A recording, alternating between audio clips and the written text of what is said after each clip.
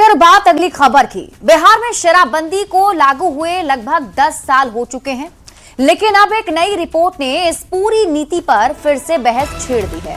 देश की जानी मानी रिसर्च संस्था NCAER ने अपनी एक स्टडी में बिहार से शराबबंदी खत्म करने की सिफारिश की है। रिपोर्ट में कहा गया है कि शराबबंदी से जिन उद्देश्यों को हासिल करना था उनमें पूरी सफलता नहीं मिली है। NCAER की ये रिपोर्ट पिछले सप्ताह इंडिया पॉलिसी फोरम में पेश की गई और इस स्टडी को अर्थशास्त्रियों की एक टीम ने तैयार किया है, जिसकी अगुवाई रत्ना सहाय ने की है। NCAER की रिपोर्ट के मुताबिक शराबबंदी महिलाओं के खिलाफ अपराध रोकने में सफल नहीं रही। रिपोर्ट में यह भी कहा गया है कि शराब की कानूनी बिक्री बंद होने के बाद राज्य में अवैध शराब का कारोबार बढ़ा है और शराब की तस्करी, चोरी छिपे शराब बेचने का कारोबार भी बढ़ा है।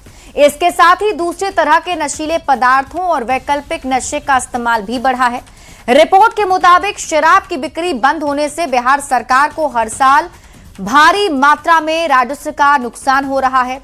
NCAER का अनुमान है कि अगर शराबबंदी हटाकर शराब की बिक्री को नियमों के तहत शुरू किया जाए और उस पर एक्साइज टैक्स लगाया जाए तो बिहार के राजस्व में 14 से 15% तक की बढ़ोतरी हो सकती है। हालांकि राष्ट्रीय आर्थिक अनुसंधान परिषद की रिपोर्ट में यह भी कहा गया कि शराब पर बनाई गई रिपोर्ट ओवर रिपोर्टिंग भी हो सकती है। ऐसे में सवाल है कि क्या बिहार में शराबबंदी नीति पर एक बार फिर विचार करना चाहिए? क्या शराबबंदी पर फिर से विचार होना चाहिए?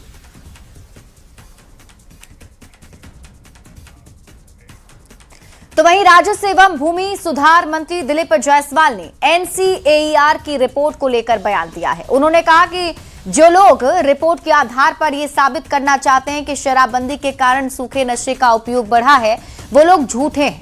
और क्या कुछ उन्होंने कहा है, आपको दिखाते हैं। सिक्किम है, नागालैंड, मणिपुर, मिजोरम, मैंने ऐसे स्टेट का नाम लिया जहां की शराबबंदी नहीं है, लेकिन फिर भी वहां ड्रग का टॉप 5, टॉप अगर 10 भी लें तब भी जो है बिहार का नाम नहीं आता है। और आज बिहार में जो है मात्र 1% भी हम नहीं पहुंच पाए, अभी भी 0.34% पर ही होंगे सूखा नशा का उपयोग में आबादी के हिसाब से। तो इसका मतलब है कि जो लोग ये साबित करना चाहते हैं कि शराबबंदी के कारण सूखा नशा या ड्रग का उपयोग बढ़ा है, वो लोग झूठे हैं। तो NCAER की रिपोर्ट को लेकर JDU सांसद देवेश चंद्र ठाकुर का भी बयान सामने आया। उन्होंने कहा कि बिहार में शराबबंदी लागू है, लेकिन 100% प्रतिबंध लगाना मुमकिन नहीं है। हालांकि 70 से 75% तक ये कानून सफल है। देखिए, बिहार में शराबबंदी लागू है और मैं समझता हूं कि जितने हद तक लागू है, मैं कम से कम उतने हद तक मैं संतुष्ट हूं, क्योंकि मुझे उम्मीद नहीं थी कि इतना भी लागू हो सकेगा। लेकिन ये कहीं भी दुनिया में पूर्णतः सफल और 100% नियंत्रित हो जाए और ये लागू हो जाए ये कानून और 100% कहीं शराब नहीं मिले, कोई नहीं बिके, नहीं सेवन हो उसका, ऐसा सोचना एकदम ही ये ख्याली पुलाव है। तो वहीं NCAER की शराबबंदी पर रिपोर्ट के बाद बिहार की सियासत भी तेज हो गई है। उत्पाद एवं मद्य निषेध मंत्री मदन सहनी ने रिपोर्ट को सही नहीं माना और शराबबंदी जारी रखने की बात कही, तो RJD ने इसे विफल बताते हुए शराबबंदी लागू रहने की बात कही है। ये उनका अपना सर्वे हो सकता है, हम लोग इसको नहीं मानते हैं। और जिस उद्देश्य से हमारे नेता और पूर्व मुख्यमंत्री आदरणीय श्री नीतीश कुमार जी ने नशाबंदी करने का काम किया, हम लोग समझते हैं कि वो सफल है और इसको और सफल करने के लिए हम लोग का प्रयास जारी है। के तत्कालीन मुख्यमंत्री नीतीश बाबू ने शराबबंदी का कानून लागू कर दिया। लागू तो कर दिया, लेकिन शराब बेचने वाले, शराब का धंधा करने वाले लोगों के साथ फोटो भी खिंचाना शुरू कर दिया। तो उस समय भी मैंने कहा था कि शराबबंदी होनी चाहिए, लेकिन सर्वे कराकर इसका होना चाहिए। इतना जल्दी लिया गया निर्णय ये गलत होगा।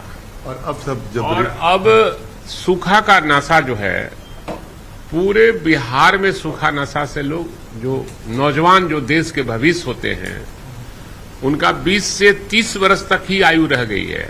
वो विभिन्न शोध संस्थानों की रिपोर्ट आई है। बिहार की सरकार इन सभी विषयों पर विचार करती है। शराबबंदी और पूर्ण शराबबंदी का निर्णय बिहार की कैबिनेट का एक संयुक्त निर्णय था। 2016 में जब ये बात निकली तो कैबिनेट और लगभग हर राजनीतिक पार्टी ने इस निर्णय का सपोर्ट किया था। ये एक कलेक्टिव डिसीजन था। बार बार समय समय पे शराबबंदी की समीक्षा होती है। माननीय नीतीश कुमार जी केवल राजनेता के लिए नहीं आने जाते हैं, बल्कि सामाजिक सुधार के पर्याय रहे हैं। मद्य निषेध, पर्यावरण जैसे, बाल विवाह जैसे महत्वपूर्ण विषय की उन्होंने चिंता की, और यह स्वाभाविक है।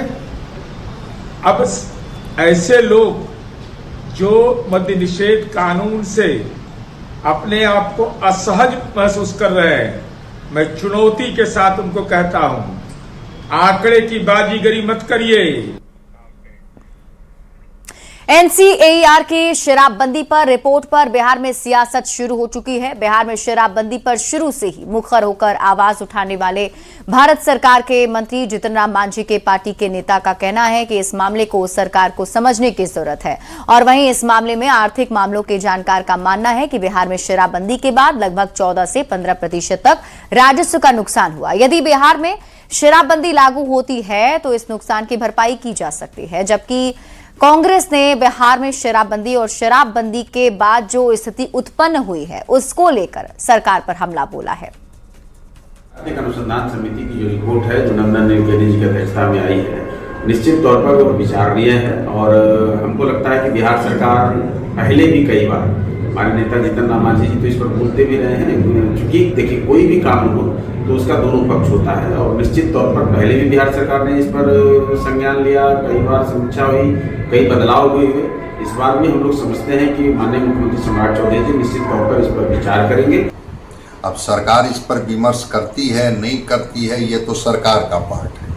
लेकिन हाँ, इतनी बात जरूर है कि जो एनसीएआर ने जो एक समीक्षा के माध्यम से एक सुझाव दिया है कि जिस सामाजिक बदलाव को लेकर के इस कानून को लागू किया गया था, क्या वो सामाजिक बदलाव हो पाया, और दूसरी तरफ आर्थिक लक्ष्य भी जो राज्य सरकार नहीं पूरा कर पा रही है, क्या उसमें कहीं ये शराबबंदी का कानून उनके लिए एक बाधक बन करके तो नहीं खड़ा है। 2016 में जब शराबबंदी कानून पर विचार चल रहा था, तब नीतीश कुमार जी ने वादा किया था कि लागू करने के 2 साल के भीतर वो इसके सामाजिक और आर्थिक प्रभावों, दुष्प्रभावों का अध्ययन करवाएंगे, इस पर रिसर्च करवाएंगे।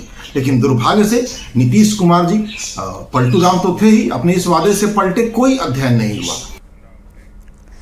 देखिए, बिहार में शराबबंदी से राज्य को बड़े पैमाने पर आर्थिक नुकसान हुआ है। अर्थशास्त्री डॉक्टर बैकुंठ रॉय भी ये मानते हैं कि शराबबंदी से राजस्व प्रभावित हुआ है। और उन्होंने क्या कहा, आप खुद देखिए।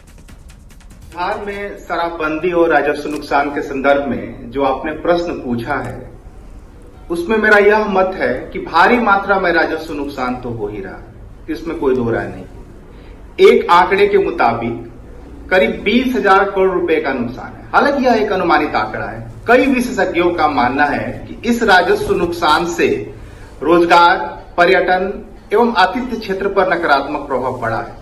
पुलिस प्रशासन और न्यायपालिका का काफी समय भी इसमें खर्च हो रहा है।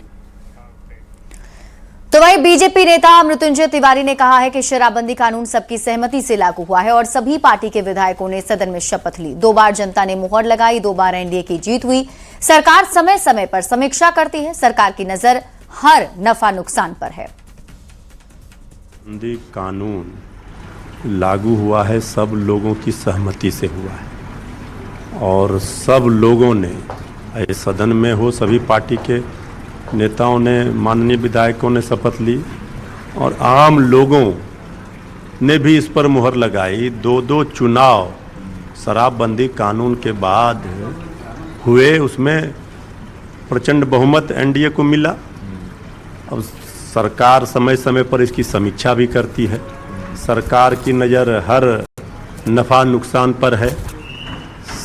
पहले जनता की भलाई किस में है, राज्य की भलाई किस में है, ये सरकार की प्राथमिकता है।